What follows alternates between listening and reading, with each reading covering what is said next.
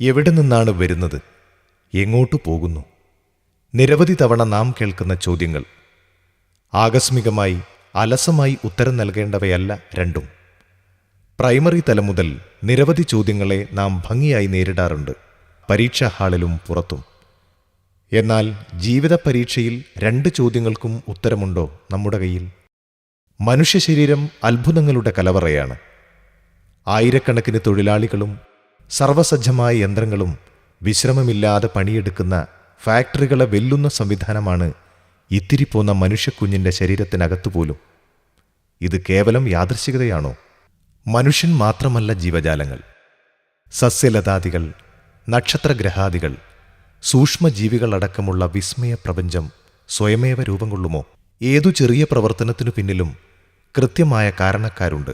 സങ്കീർണമായ പ്രപഞ്ചത്തിനു പിന്നിൽ ആരുമില്ലെന്ന് പറയുന്നത് കേവല ബുദ്ധിക്ക് നിരക്കുമോ?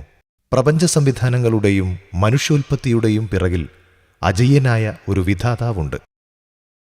ജാതിമതഭേദങ്ങൾക്കതീതമായി സർവരും അംഗീകരിക്കുന്ന ഏകനായ രക്ഷിതാവ്. വിവിധ ഭാഷകളിൽ വ്യത്യസ്ത നാമങ്ങളിൽ അറിയപ്പെടുന്ന കരുണാമയനായ ലോകരക്ഷിതാവ്. രക്തവും മജ്ജയും മാംസവുമുള്ള മനുഷ്യനെ വിവിധ ദേശങ്ങളിൽ വിന്യസിച്ചവനാണവൻ. ആവാസയോഗ്യമായ ഭൂമിയും സുരക്ഷിത കവചമായി ആകാശവും സംവിധാനിച്ചവൻ. വായു, വെള്ളം, ആവാസവ്യവസ്ഥ എല്ലാം നൽകി അനുഗ്രഹിച്ചവനെ അറബിയിൽ അല്ലാഹു എന്ന് വിളിക്കുന്നു. പ്രപഞ്ചനാഥനെ തിരിച്ചറിഞ്ഞ് ആരാധനകൾ പൂർണ്ണ അർത്ഥത്തോടെ അവന് നേരിട്ട് സമർപ്പിക്കുകയാണ് മനുഷ്യജീവിതത്തിൻ്റെ നിദാനം. അവന് പങ്കുകാരില്ല. ദൈവസാമീപ്യം നേടാൻ ഇടയാളന്മാരോ ഇടനിലക്കാരോ ഇല്ല. ദൈവത്തിനും മനുഷ്യനുമിടയിൽ അകലങ്ങൾ വർദ്ധിപ്പിക്കുകയാണ് ചൂഷണവർഗത്തിൻ്റെ അപ്പോസ്തലന്മാരായ ആൾദൈവങ്ങൾ ചെയ്യുന്നത്.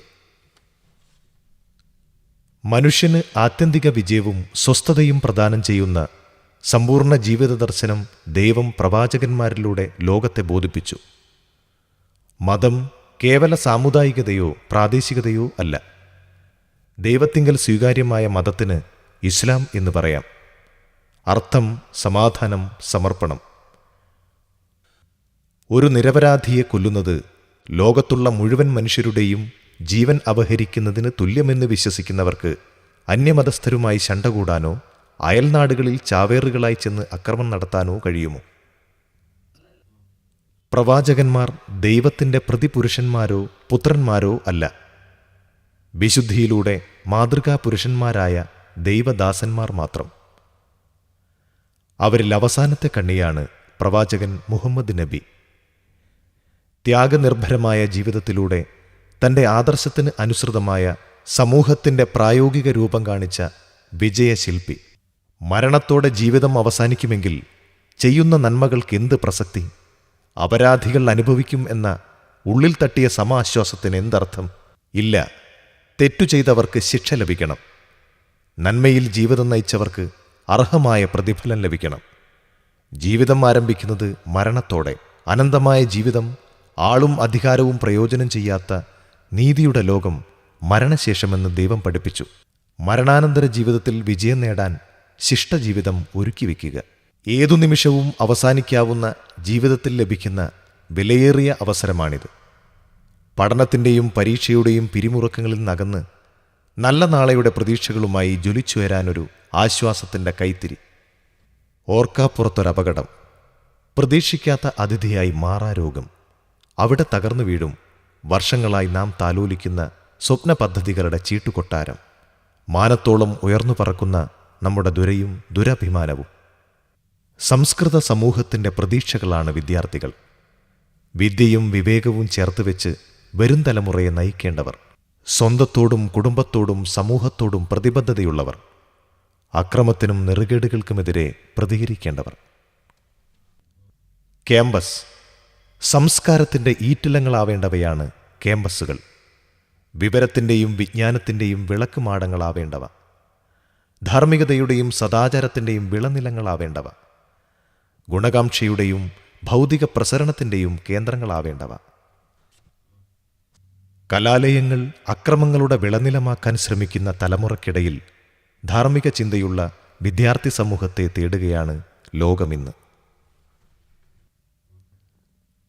MSM Mujahid students movement.